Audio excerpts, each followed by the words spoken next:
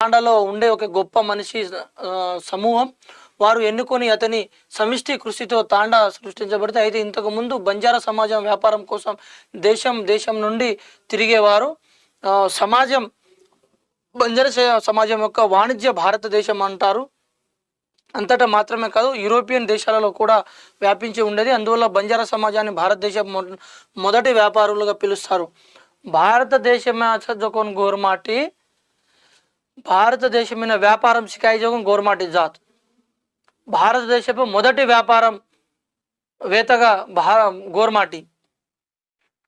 బంజారా సమాజాన్ని భారతదేశం మొదటి వ్యాపారులుగా పిలుస్తారు.